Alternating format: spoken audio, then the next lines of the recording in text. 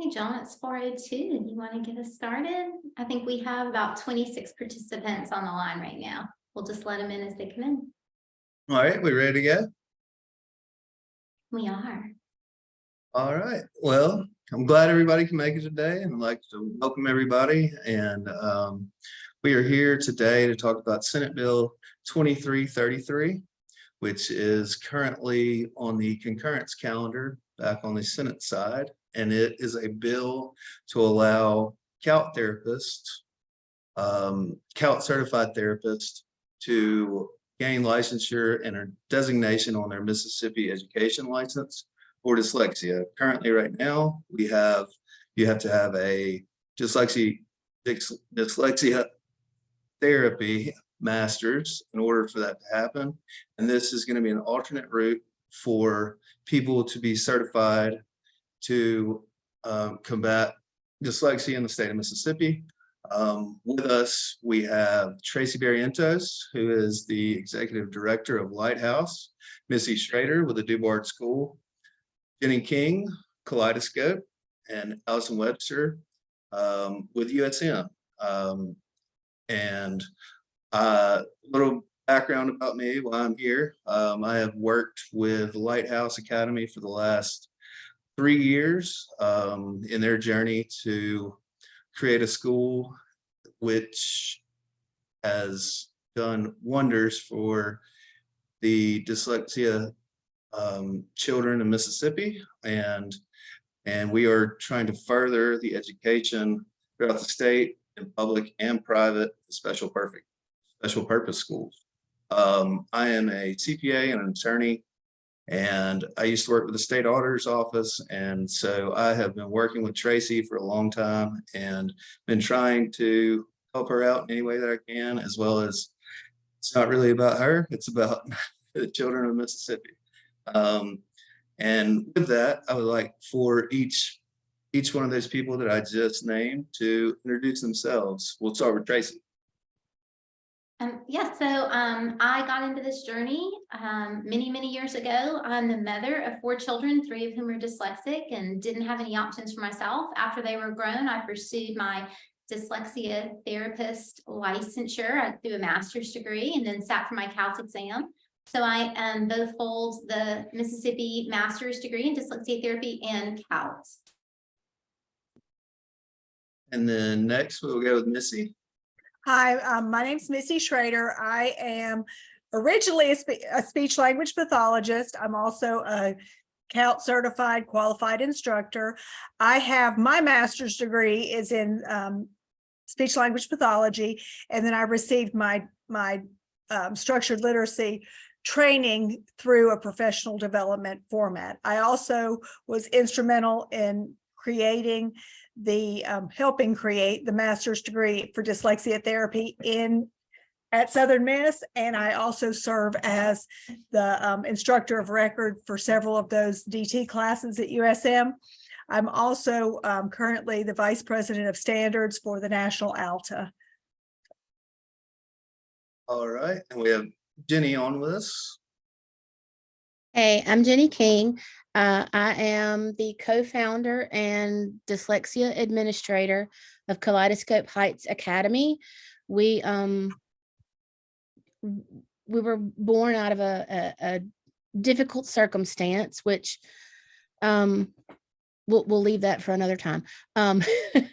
So we actually service a large dyslexia population, as well as children who are on the spectrum and other children who have special needs. And we're located here in Jackson. I am the current ALTA chapter president in Mississippi. And I got my master's degree from Mississippi College in dyslexia therapy and sat for the CALT exam shortly thereafter. And let's see here. I'm not sure what else I need to say. Is that sufficient? I think you've done great. Okay. And now Allison. Hello, I'm Allison Webster. I'm the Professional Development Coordinator at the DeBard School. I work also for the University of Southern Mississippi as an adjunct faculty member in the School of Education, as well as in the School of Speech and Hearing Sciences. So I teach undergrads in speech and hearing sciences, and then I teach our master's degree program in dyslexia therapy as well. So I'm a CALT-QI. I received that certification in 2018 following my CALT in 2011. John, I'm going to interrupt real quick. We didn't have on the graphic to introduce everybody that's here on behalf of Lighthouse, but we also have Lauren Houston with us today. Lauren, will you tell a little bit about yourself? Sure. I'm Lauren Houston. I'm the principal of Lighthouse Academy for Dyslexia. As founder with these two crazy women and Miss Sorrel Duncan. But I'm happy to be here today. I got into this field through an inability to reach my kindergarten students, and I completed my training through William Carey University. So I'm a licensed dyslexia therapist as well as a CALT. I'm currently pursuing my qualified instructor license. Great. And Stephanie Hill is with us today too. Yeah. And I work at Lighthouse Academy as well, in marketing and some other things, teacher, but also went through the William Carey program. So I'm an LDT and a CALT as well. So we're excited to have all three university programs represented on this call today. We thought this was a good start for all of us to come around the table together and be able to share some thoughts and ideas. We have invited the entire MSDTA group of graduates from the William Carey program to join us as well. I'm not sure how many of those we have on the line, but we're super excited that you decided to join us today for this conversation. And we look forward to being able to talk with you and share a little bit about what this bill is about. Lauren and I, like I said, we're both pursuing our qualified instructors licensures. And Stephanie will start that program this summer. Lauren and I are about a year into this process, and we will be completing those qualified licensures with the Dyslexia Resource Center in Baton Rouge. We're very excited to partner with them. Their board of directors includes Dr. Sally and Bennett Shaywitz of the Yale Center of Dyslexia and Creativity.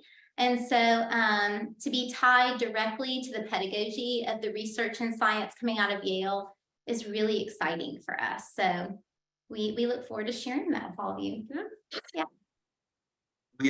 We're glad to have you all here, and thank you all for the introductions. And just to start off, the chat section, if anybody has any specific questions, ask there. If you have a question that you want to voice and ask, then raise your hand, as Zoom does, let you actually ask a question that way. And obviously this is we want to keep this as a professional discussion, and everybody just be respectful of everybody else, no matter your views one way or the other. And yeah, from that we'll start with Senate Bill 2333, which is, like I said, back on the concurrence, non-concurrence calendar in the Senate right now. And it would add, I would go through the whole thing, but it's 24 pages long, and it is actually, for the most part, anywhere in 37-173, anywhere where it speaks to dyslexia, where it speaks of a qualified program under MDE, which would be currently right now just the master's program. It would add or a certified academic language therapist, which is CALT, which is under ALTA. And I would love for one of our roundtable, one of our speakers, to tell us the difference between a CALT and an LDT. I think that's the main, outside of people that do this every day, that's the main question that everyone has. What's the big difference, and why should a CALT be recognized? And I think, Lauren, you can probably speak to that. Yes, and I know we have a checklist that's super helpful that, I don't know which part of our team, but this really helped put things into perspective. And so our team, I think they're looking at getting that pulled up, but this checklist really helps understand the difference. A CALT, just like a person who has a master's degree in dyslexia therapy, has to undergo the clinical hours. And anyone who's a graduate of any of the programs or has gone through a CALT certification program knows that that's the bulk of the training, right? It's very clinical in nature. And so just like a person who has a master's degree in dyslexia therapy, a CALT going through one of those certification pathways also has to have that.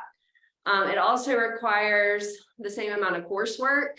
We were just in class this past Saturday. I know I'm going through a lot of that coursework. It also requires a master's degree. The master's degree, instead of having to be in dyslexia therapy, it just has to be in a related field. I believe it's up there now. Somebody give me a thumbs up. Okay, cool. Yes, it's up. It's Orton Gillingham based. One of the things in my certification program that I've just gotten into, I don't know if there's any nerds out there like me, but I got into the Foundations of Literacy by ALTA Cox. If you don't have that on your bookshelf and you're in this field, I would really recommend that you get it, because all of the materials that we use as therapists are derived from the Foundations of Literacy, which is from ALTA Cox. So it's a 2-year training program, just like the master's degree is. It's recognized across the nation, right? Anyone that calls Lighthouse Academy, we cannot service all the students that call. I always point them to that national registry from ALTA Read, because there's CALTs all over the nation. Being a CALT does require the national exam. In order to get your LDT license, you don't actually have to pass the CALT exam. You just have to be a graduate of the program to get the 203 endorsement. But in order to be a CALT, you have to pass that exam. So there's a difference in the second row there. And then, of course, as you're aware of, this is the purpose of the bill. A CALT is currently not eligible for their 203 endorsement through MDE. And they are for the university programs. And then you can see a huge difference in the cost to obtain a CALT certification. It's significantly less to go through a CALT certification program than it is to go to one of the universities, which we're hoping will create more dyslexia specialists in our state. So same amount of work, same amount of clinical hours, same amount of coursework. We're looking to start a new cohort this summer. And one of the things I tell our ladies in our interest meetings, like, look, if you're looking for just some program to put some letters behind your name, then this is not for you. And any of you who have done that program, I see some of you shaking your head no. It's not easy. And so we're really proud of the ladies that we're training. But anyway, this checklist, I think it's available on Read Mississippi's website, Ms. Hill. Any of you, want to share this, it's really kind of a breakdown of what is the difference. And really, there's not much difference, as you can see here. And one of the things that we have noticed is that it seems to be some confusion that we're trying to replace a master's degree in dyslexia therapy, and that it could be nothing farther from the truth. We have had an opportunity to meet students who've been remediated with therapists from all 3 of those master's degree programs. And we can't speak highly enough of all 3 of those institutions, honestly. I have a godchild that's gone through the Dubard School for Language Disorders. I have friends that have completed the training at both Mississippi College and at William Carey University. And I can say beyond a shadow of a doubt that anyone that comes through those programs, I am very happy to refer people to. But in the process and journey of doing all of this, we have met teachers that have master's degrees and specialist degrees, and we're still interested in pursuing this path because of a personal testimony or a student that they had come across, and they just had a deep interest in dyslexia. And the more we thought about it and the more we looked at the numbers of what kind of population we're looking at in Mississippi, the more we felt like this organization of women who have worked hard and sacrificed to gain this knowledge. They put in the 700 practicum hours, which we all know is what teaches us more than anything in this program. Working So with, true. yeah, working with those individual children because they vary in severity, that we wanted to support that effort as well and recognize those professionals that we felt like deserved to be recognized. And to add to that, Allison, what do you see at USM between the two programs, if you want to add anything? And sure, and I would like to speak to my kind of personal reason why I would like to see the CALT, because, you know, as an SLP, our program is a little different in the state of Mississippi because all of our instructors, or the majority of them, are speech language pathologists who are instructing future dyslexia therapists. And Lauren was talking about the foundations of literacy, which all go back to oral language. And so we think we have a unique perspective because we are speech language pathologists, and that's what we see in children first before we expect them to read. And so we're really teaching our students how to look at language, what's the structures of language. But as an SLP in Mississippi, I have gone through the training, received the CALT, now CALT-QI. And if I were to ever step into a public school as an SLP, I can actually assess, diagnose, and treat students with dyslexia, but they will not hire me as a dyslexia therapist because I cannot get the 203 license. So that is a big struggle for those of us who are SLPs who are very interested in literacy. You would not put me in front of a dysphasic person and trying to teach them how to speak and read and all that kind of stuff from that point of view, but you can put me in front of a child who has difficulties with phonological awareness and learning vocabulary and comprehension, and I'm very comfortable. So as an SLP in the state of Mississippi, I can have all of these letters behind my name, yet I cannot get the MDE 203 licensure to serve any student in a public school. And to me, that's just kind of odd because, you know, I can actually diagnose someone with dyslexia, yet I'm not able to treat them in the public school system. So a little different perspective than our other two programs that we have in the state. Right. And then I think to that effect, every program's different, and I think we've gotten some pushback, or I won't say pushback, but that these schools are going to pop up everywhere. I think Jenny, if you could speak to the complications of trying to open a special purpose school for dyslexia. I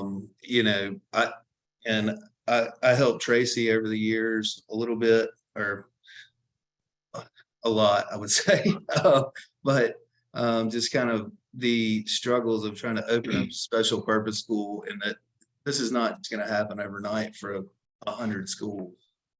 Yeah, sure. It actually is very difficult to get that up and going. It's surprisingly easy to start a school. However, getting the accreditation from the Department of Education is not easy. Everything has to be in order and tip-top shape, and that actually takes, at the very minimum, 2 to 3 years to get everything the way the MDE wants it. And this is definitely not something that's going to create a pop-up school for dyslexia just overnight. No, you're actually going to have to put work into it. Yeah, that's it. And going back, or in the process that you're in right now, do you ever see, or I know you haven't yet, but you probably won't ever see, are you in this to create a for-profit school? Oh no, we're a nonprofit. Yeah. Is this ever going to be a moneymaker for anybody? Definitely not. This is definitely the Lord's mission. he placed that on our hearts. We knew that our kids from the previous school needed a place, not only our dyslexic babies, but our ones that are on the spectrum. And we knew that the Lord wanted us to do that. And so that's what we set out to do. And that's where my expertise comes in. I can definitely do dyslexia, and I can guide my friends to where they need to be. And so we just knew we needed to start it. And it has been an uphill battle to get accreditation and things of that sort. You don't quite realize everything that you need in order to receive the accreditation until the rather thick manual is sitting in front of you. And then you have to go through with a fine-tooth comb and make sure that you have everything so that you've got your I's dotted and your T's crossed. That's right. And I guess talking about that's big red tape right there. And It is. on to the next, I guess, questions that we've had. And I've got a Missy for this one. Would the certification and the MDE actually approving this as a 203 licensure, would that impede MDE's ability to oversee the quality of the education, the quality of the training, and everything like that? Okay, well, first of all, we have, the Academic Language Therapy Association has a very strict oversight for individuals who receive their CALT certification. Those people who receive that certification, their training course can be a dyslexia therapy master's degree program, or if it is a professional development route, there are very strict, you talk about thick manual, there's your thick manual, Jenny, but very, very stringent and very detailed specifics that have to be met for those training courses. Now, ALTA does not accredit the training courses. Here's the big words. You think they would have had a better name than the International Multisensory Structured Language Education Council. IMSLC is the national entity that accredits training courses. And we have undergone at Southern Miss, at the DeBard School, we have undergone that accreditation and reaccreditation and reaffirmation, and what, I can't remember what the last one we just did, Allison, but it's every couple of years you have to prove that you are still meeting all of these very strict standards. Interestingly enough, the master's degree at Southern Miss meets the exact same standards as the professional development route. And so ALTA is the one that provides that national oversight for the training courses, or for the individuals who complete the training courses. They've got the national exam that people have to require. And it seems to me it's very similar, as Allison spoke to being a speech pathologist. I'm also a speech pathologist. And the precedent that we already have in our state is that those individuals who complete their speech path training and then they get their certification, we call it the C's. It's a big deal. Get your C's from the American Speech Language Hearing Association. When you receive your certification from your national organization, all we did was we submitted that. We took our national score or national passing score for the ASHA exam, sent it to MDE, and then they said, congratulations, here's your educator license. So we already have that precedent in our state of looking to the national organization who are the professionals in dyslexia, so ALTA, and then they are the ones who keep the standards up. And that is where we've got that precedent already. So I truly believe this would be a good thing. I know we've talked a little bit about these special purpose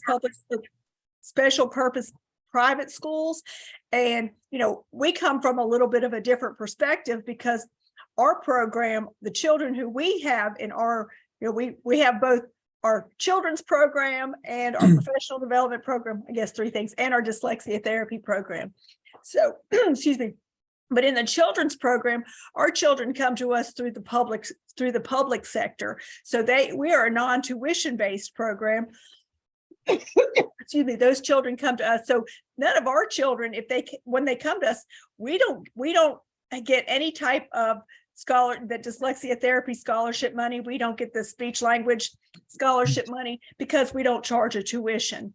Our public schools, like DuBard School, our public schools would very much benefit from having these CALT trained individuals, whether they're serving as a in the dyslexia therapy route, or if they're in the classroom, in the SPED or the general ed classroom, because having someone who is trained in structured literacy or the science of reading is going to be much more able to help all of our children in our schools. And then those who have the CALT certification are able to help those children who have those additional reading problems, those dyslexia problems. And you, and the code of ethics for ALTA, that, I mean, y'all have a big code of ethics for ALTA Yes. that everyone follows, and it's not, it's an established program, correct? Well, the code of ethics speaks to the fact that, again, like you started our meeting, which I appreciate, everybody has the trainings are different, but you need to be respectful. And if ALTA says, hey, this training course, or the people who complete this training course are able to be certified, and these individuals are certified by ALTA, then other individuals who are certified by ALTA basically have to be respectful and understand that, hey, they meet the same standards as we did, and one program's not better than the other. It's very much just like the ASHA code of ethics is, you cannot malign another speech pathologist unless, I could talk bad about Allison, but I won't, because I have to work down the hall from her. But,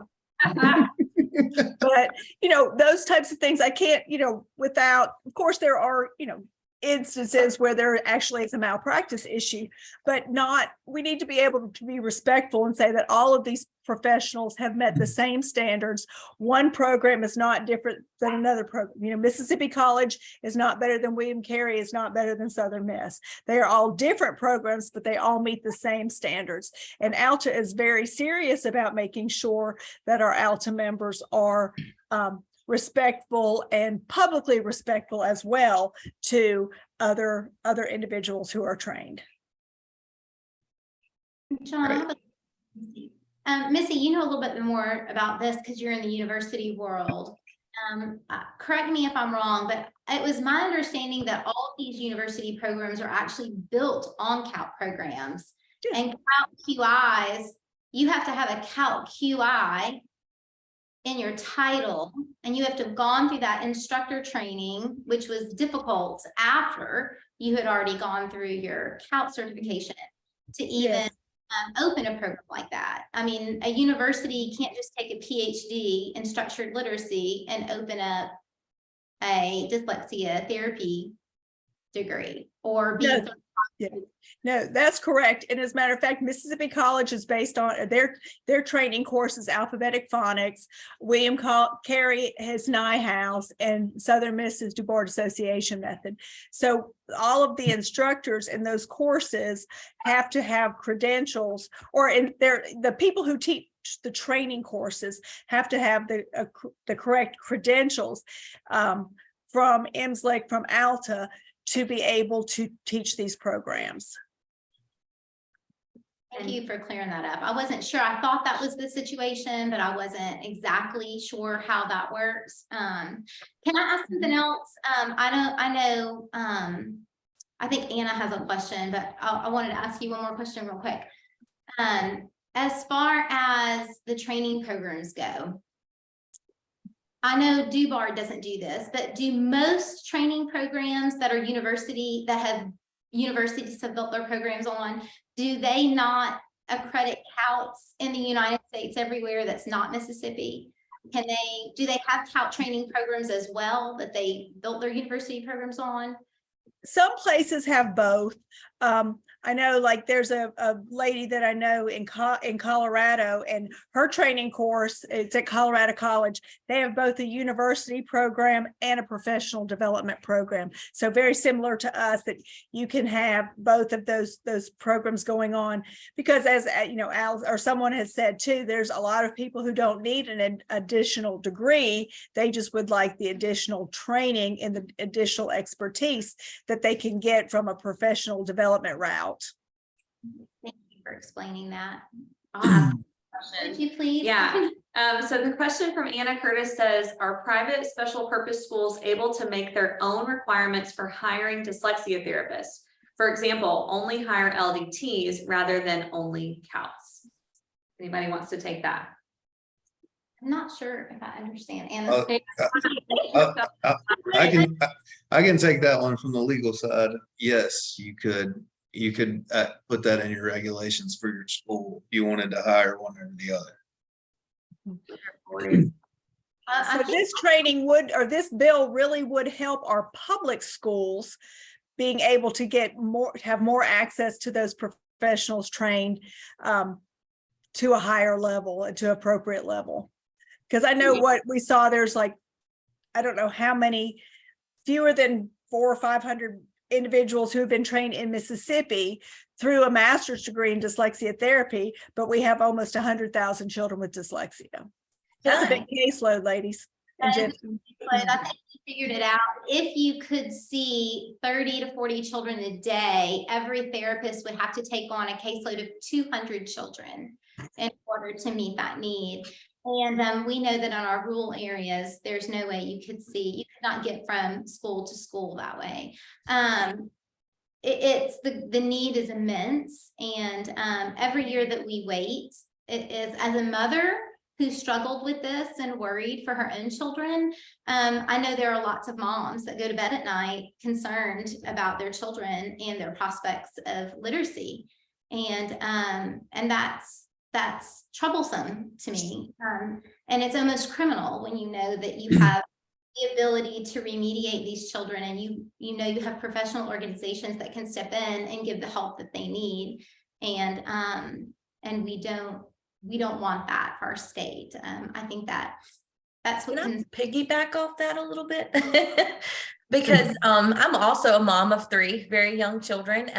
And my thought with the CALT certification, as well as Mississippi has set a huge precedence in the United States about literacy. And there's no better way for us to continue that than to get CALTs into our classrooms, no matter if they are working as a dyslexia therapist or they're the kindergarten teacher. Because once they have that training, to me, if my child had the option to go to a national board certified classroom versus a CALT classroom teacher, I would much rather them go to the CALT classroom, because they know how to say, oh, there's something wrong. Something's not clicking here. And so from a perspective of just a parent, I would much rather have our schools full of CALTs so that we can remediate these things. I'm working on a dissertation now. We'll not go into that. But if we can really focus on those kindergarten through 3rd grade and really have those CALT, certified instructors there,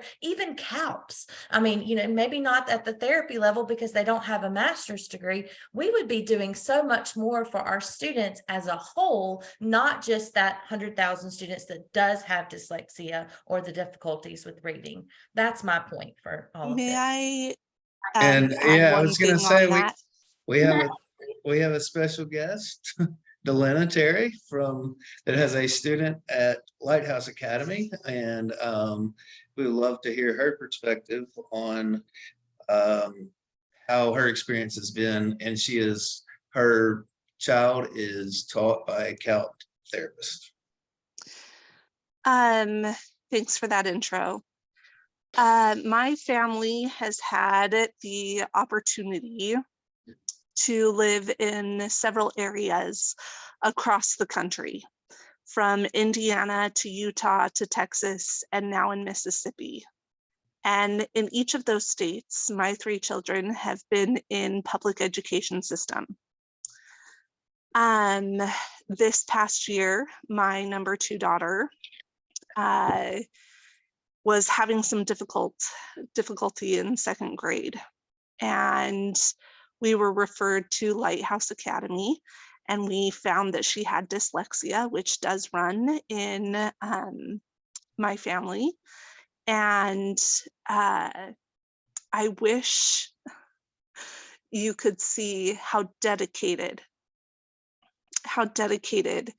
the her teacher in specific at Lighthouse is, as all teachers are. Teachers are dedicated people, and they truly have a love for children. But my daughter in particular went from a public education where her teacher was like, well, there might be something wrong, but I don't know. And there were a lot of questions. And she, from her public school teacher, was given most improved student because she's a hard worker, my daughter is. However, 9 weeks with a CALT teacher at Lighthouse Academy, my daughter was reading. 10 weeks in, she is giving advice and teaching her dad, who has a PhD in the aerospace engineering, how to sound out letters.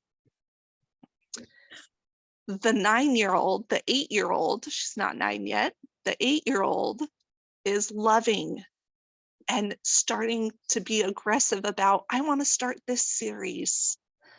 From a mom who was fighting to not hold her back in public education last year to repeat second grade, to now coming home and loving to read and asking for different series.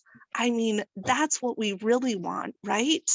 We really want these kids to have a foundation where they can say, I love education, I love reading. And it's that self-efficacy, and that self-efficacy starts in 1st, 2nd, 3rd grade, when a large majority, a third of the 3rd graders get held back in the state of Mississippi. And I wasn't going to let that be my daughter, and neither was she.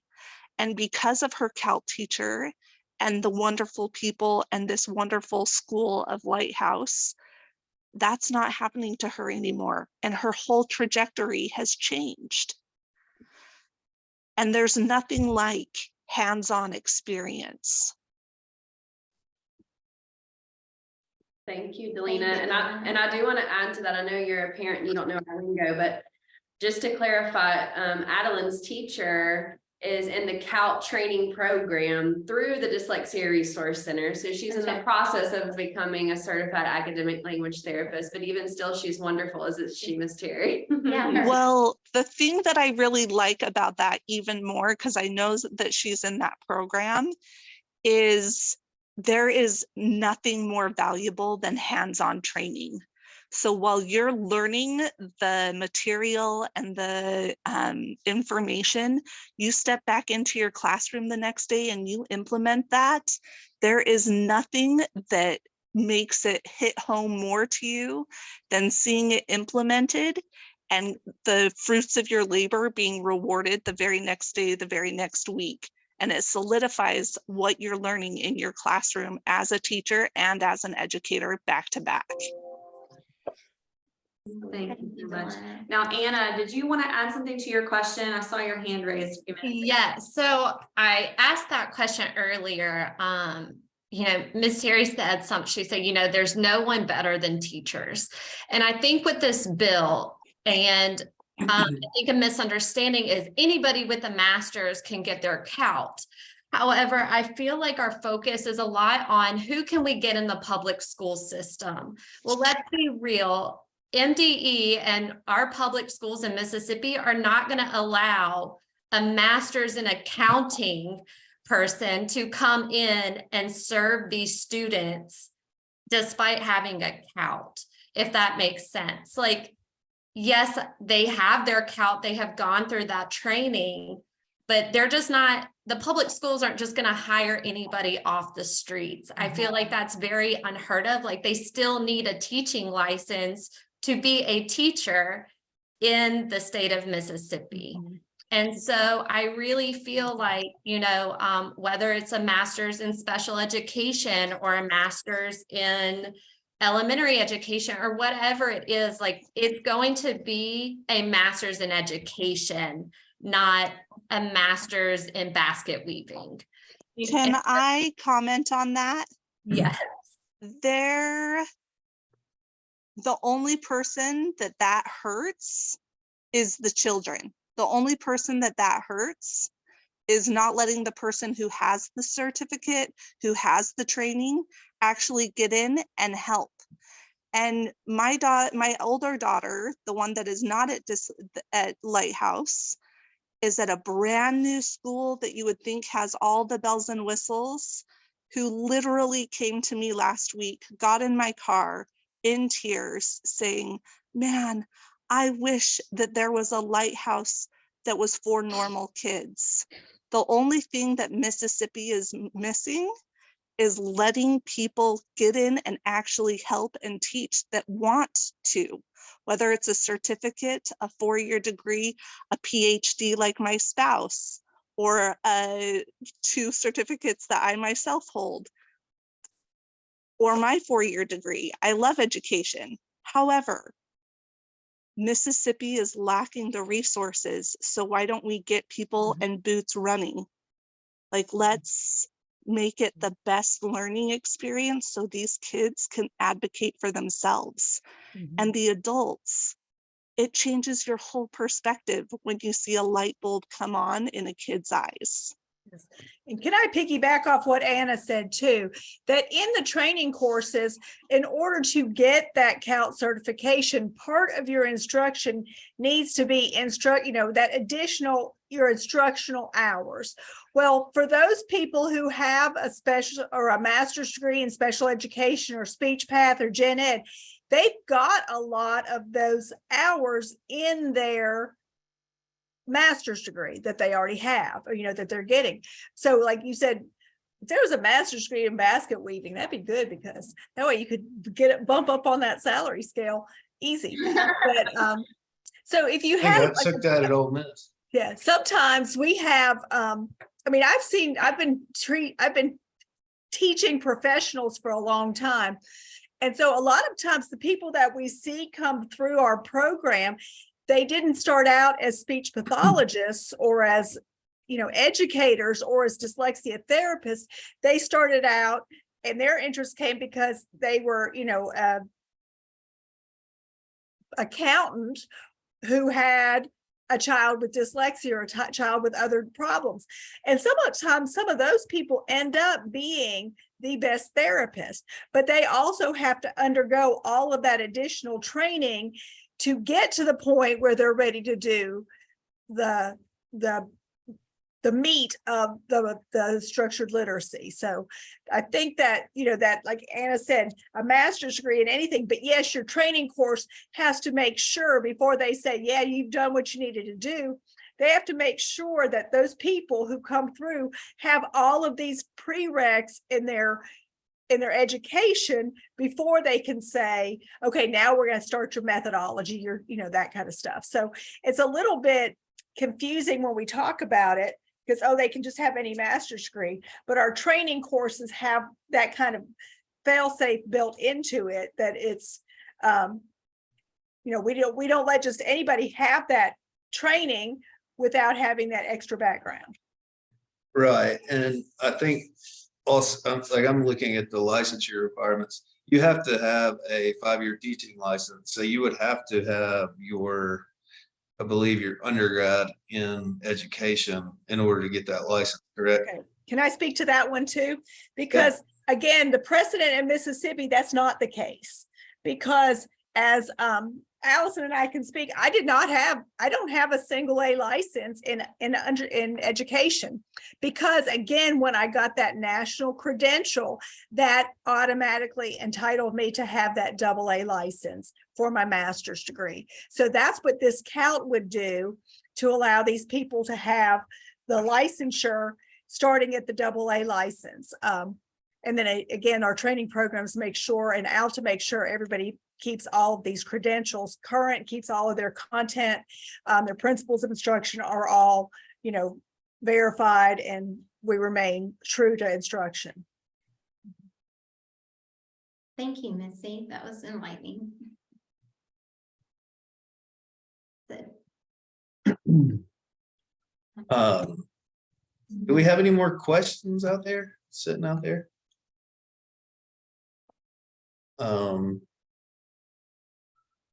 Looking. Yeah, I don't think our audience is very curious. It seems like we have Come on, very- guys, get Can I- captive. I'd like to add something. Can I say something, John? It's Laura Yes, Lacoste. of course. Hey, guys, it's Laura Lacoste. I'm on the board at the Lighthouse Academy. My son attended the school there. Traci Barrientos was actually his 6th grade teacher. He also had Sorrel Duncan was one of his teachers.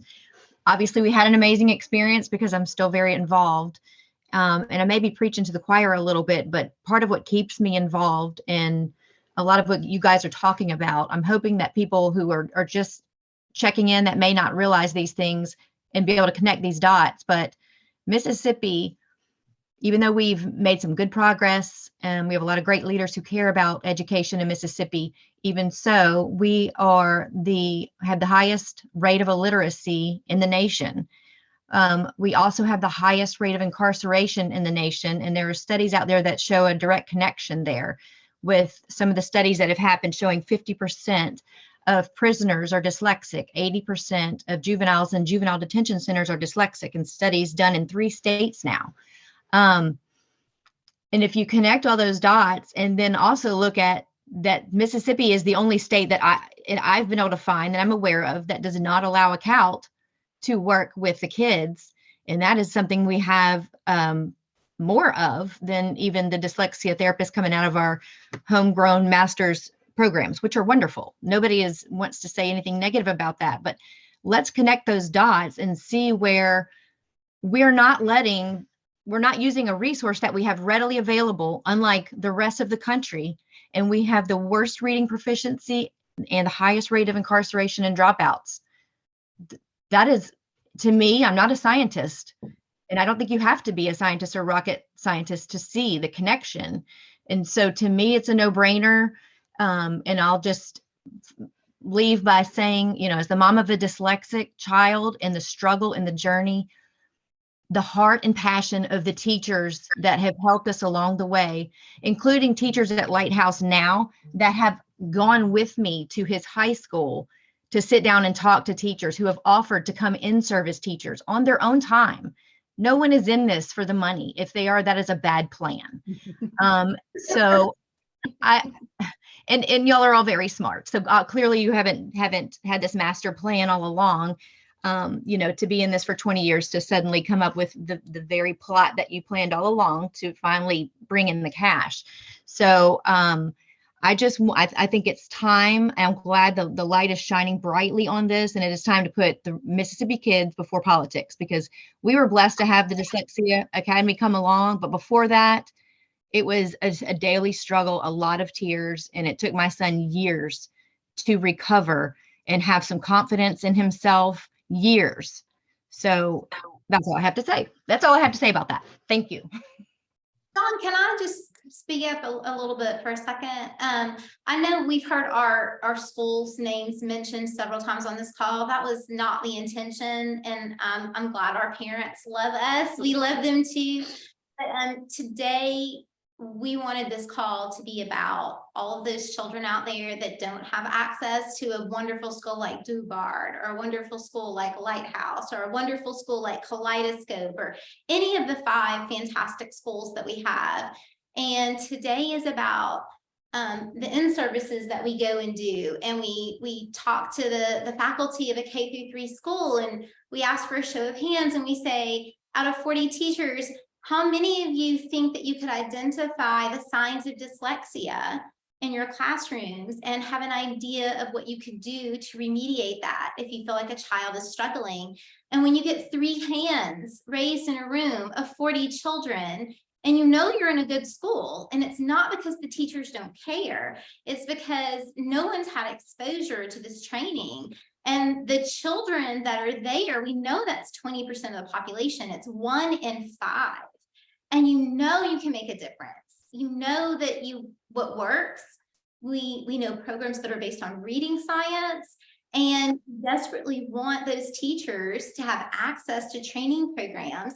And not everybody can commute to a university. Not everybody can afford to put thousands of dollars into education. And this just seems like it offers one more opportunity and one more path to help one more child. And if that's one more child that we can help, and they're in the Delta, or they're in the northern part of the state, or they're somewhere remote, or they're lucky enough to have a teacher that moves from one area to another, from one state to another, and they have this knowledge base, then I don't understand why on earth we wouldn't want to license them, give them credit, let administrators know what they're capable of. When administrators don't understand what dyslexia is or who's capable and competent to remediate them, we take our most severe readers, and most school districts hire minimum wage employees to tutor those children on pull-out programs and intervention programs.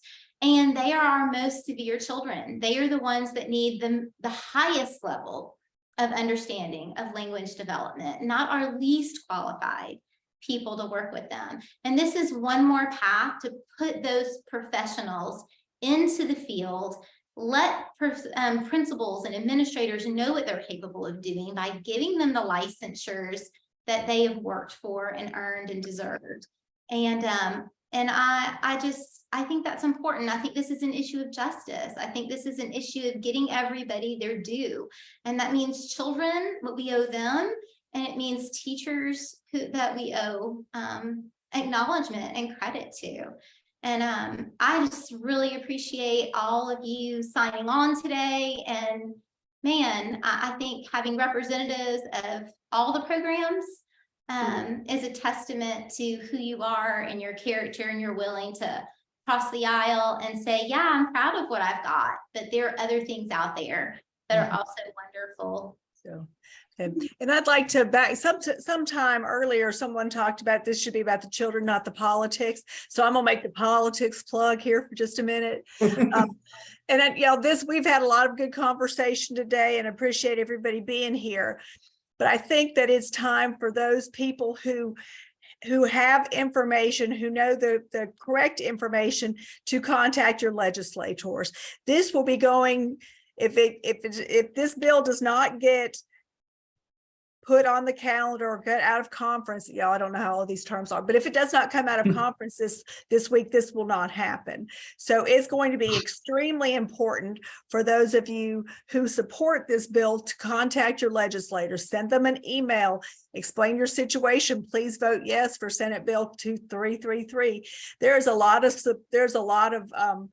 political voice. There are a lot of political voices who do not want to support this. So I think that it's time for those of us who do think that this is a good idea, think that this will help our children, and make it more about who can serve the children in our public schools. I know a lot of this focus of the bill is on who can serve them in special purpose private schools, but this is going to help our children in our public schools. So I would ask that if you have not done so, or if you have, do it again, because there's something about a good email. So y'all, the important thing, Missy, is that now it's moved past the legislators. It is literally up to the lieutenant governor to bring this bill to conference. So you are specifically trying to contact the lieutenant governor. What you're asking for is that he send this bill to conference. We want this bill sent to conference. That means that 3 House members and 3 Senate members will sit on a committee. They will amend any language that they feel like is not adequate, and they will make sure that the correct language is amended that needs to happen. And then they will pass. They need to strike the reverse repealer. There is a reverse repealer on this bill. I think we're a little too deep, Traci.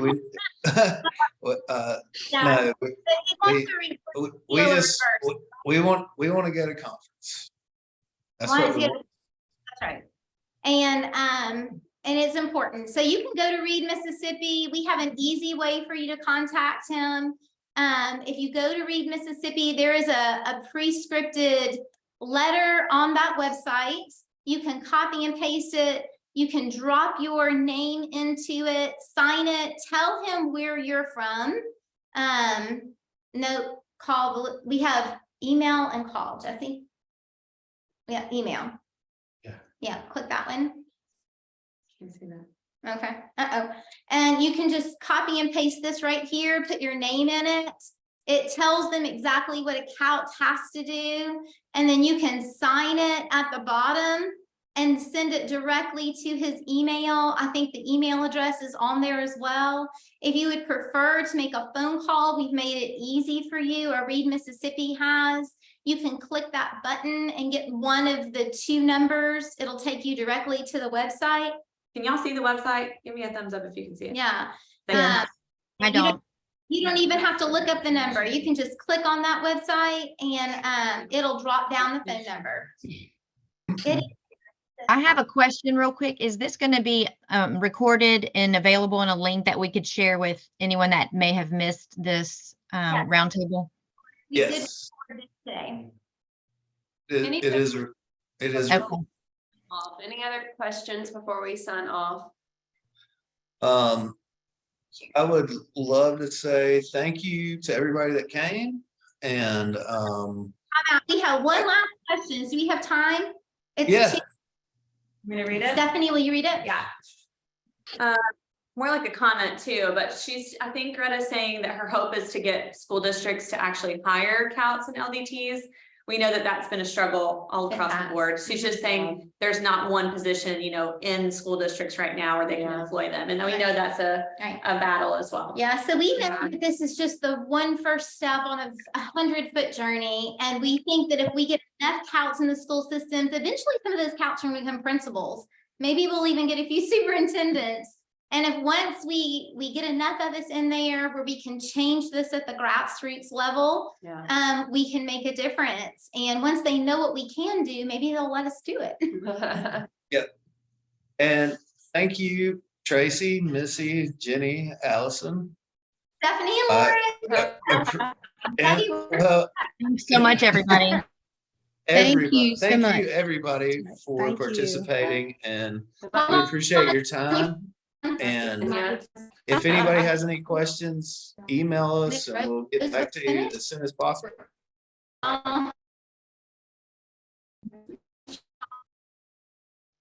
You have bad connection on my ERs. Are we All right. all right? Good job, y'all.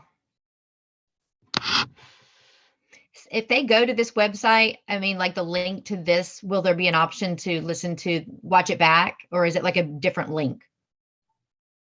Do you know? John, you did great. Thank you. Oh, you're welcome to try my best. Wait, is it letting us stay on past an hour? We're still on. Tracy, can you hear me? Everybody, We yeah. can hear you. Okay, Tracy, I'm gonna put this on the ALTA the Mississippi ALTA Facebook and the link, as well as send it out in mass email so that everybody will have access to the link. And maybe that will help encourage actually sending the email. That way they don't have to think of an email to write. Hopefully that will help. Okay. So I'll Thank you, definitely add John. that. Thank you, John, so much for hosting us today and doing the background to keep us going. I appreciate you giving up your day for that. Of course, that went, hey, I've spoken at the auditor's office many times where I did not have an hour, where it didn't flow like that. And I was done in 20 minutes. So I'm glad it made it the whole day.